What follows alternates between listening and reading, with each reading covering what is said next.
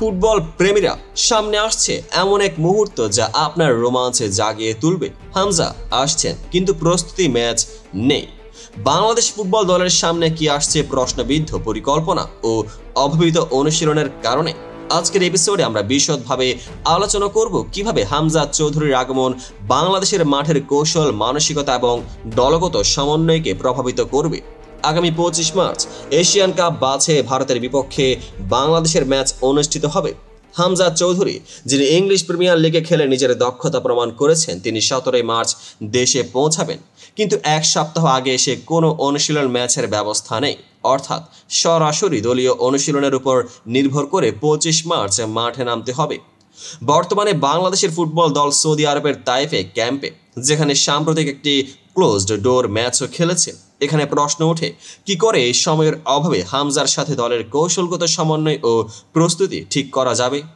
ফুটবলে মাত্র কয়েক মিনিটের অনুশীলন কিংবা ম্যাচের অভাবে পুরো দলের কৌশলগত চিত্র পাল্টে যেতে পারে। হামজা ও দলের সমন্বয়। সাবেক অধিনায়ক জাহিদ হাসান এমিলি বলেন, ভারত ম্যাচে আমাদের পরিকল্পনায় হামজাকে ঘিরে।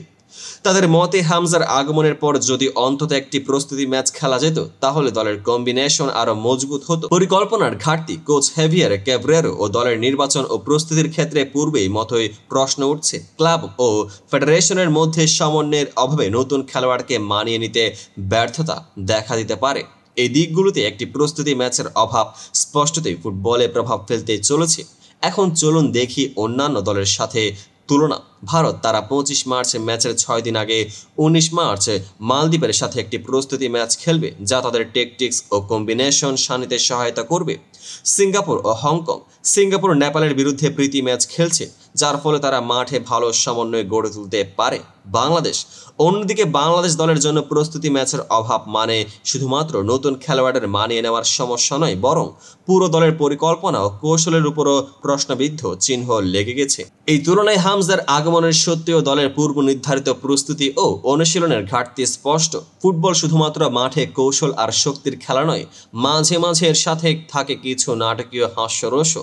কিছু ফুটবল বিশেষজ্ঞ মন্তব্য করছেন, হামজা যদি মাঠে এসে যেমন গোল করেন, তেমনই কোচিং প্ল্যানেও একটি স্পেশাল মুভ দেখান, যেন একটা হেড স্টার্টের মতো। এই হাস্যরসপূর্ণ মন্তব্য আমাদের মনে করিয়ে দেয় যে দলের অভ্যন্তরীণ পরিকল্পনা ও খেলোয়াড়দের মানিয়ে নেওয়ার সমস্যা কতটা জটিল।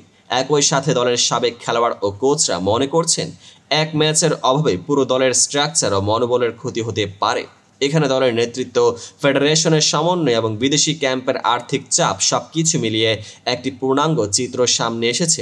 সুতরাং প্রশ্ন ওঠে, 25 মার্চ ভারতের বিপক্ষে মাঠে নামবে কি বাংলাদেশ দল প্রস্তুতির ঘাটতি কাটিয়ে উঠতে পারবে?